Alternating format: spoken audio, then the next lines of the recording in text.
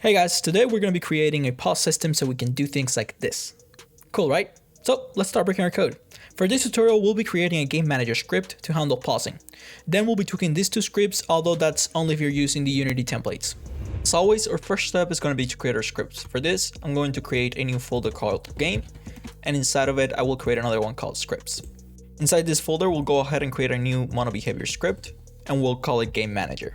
You can now go ahead and open up the script, but before we get to coding in it, we need to take one more step, and that is add the escape input for pausing and unpausing. For this, what we need to do is go over here to our assets folder, and if you're using Unity 6 or above, you will see this by default, which is the input system.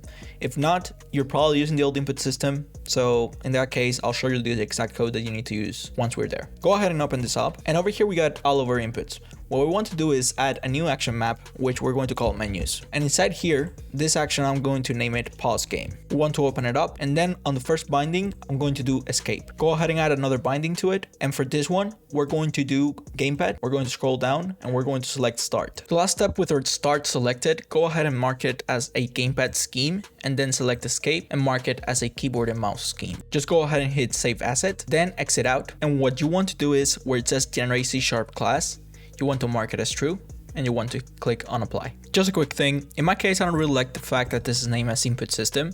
So what you can do if you don't like that is go over here, remove generate C# class for a second, apply it, delete the old class. Then you can select this scheme, go ahead and rename it to, for example, game input, and then just regenerate the C# class. And with this, we can go ahead and move over to our game manager.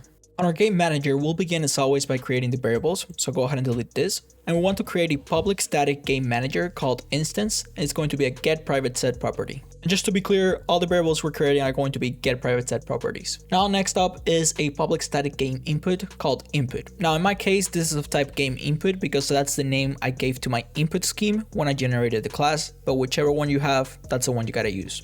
Then the last variable that we want to create is a public static bool called game paused. Next, we need to create our functions. For this, we're going to need three Unity functions. One's going to be awake, another one's going to be on destroy, another one's going to be update.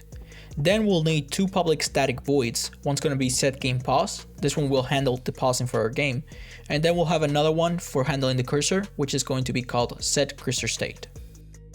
We'll begin with the set cursor state function. This one's actually quite simple. All we got to do is cursor.lockState equals, and then we want to do if enabled, then we'll do cursor lock mode dot none, else we'll do cursor lock mode dot locked. Then for whether or not the cursor is visible, we just set it equal to whether or not it's enabled.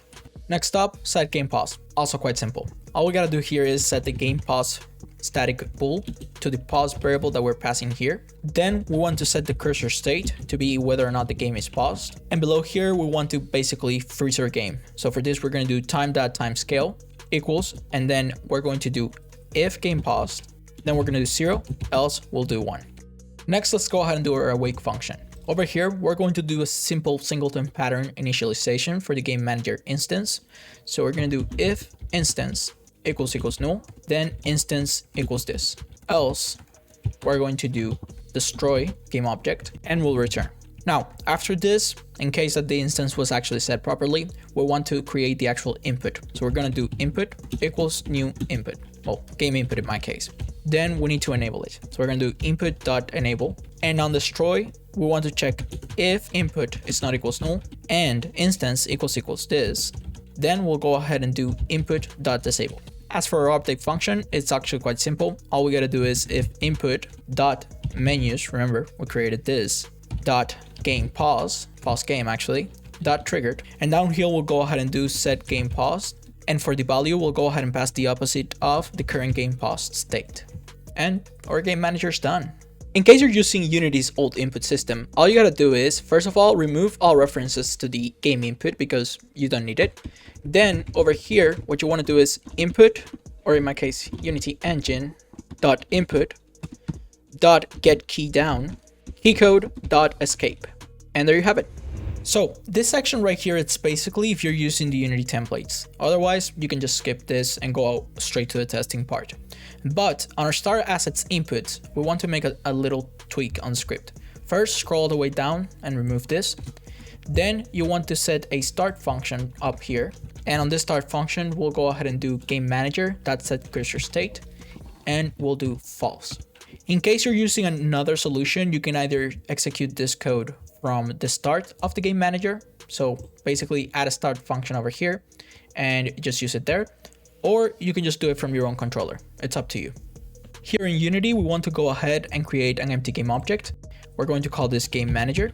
And all you gotta do is add the game manager script, pretty much. I think that's self-explanatory. If we go ahead and test it, you can see I wanna press escape, the game freezes, but our camera can still move.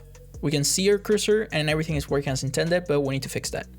Hey there, if you're liking the video so far, why not like and subscribe? Speaking of subs, we actually made it and reached 1K subs. I know this might not seem like much to you guys, but it is incredible to me. You guys are amazing. Thank you. On that note, I'll shut up and just let you watch the video. This fix is actually quite simple and it will work basically on anything. What we want to basically do is find the exact point on which the camera is moving. In the case of the template is the camera rotation function right here.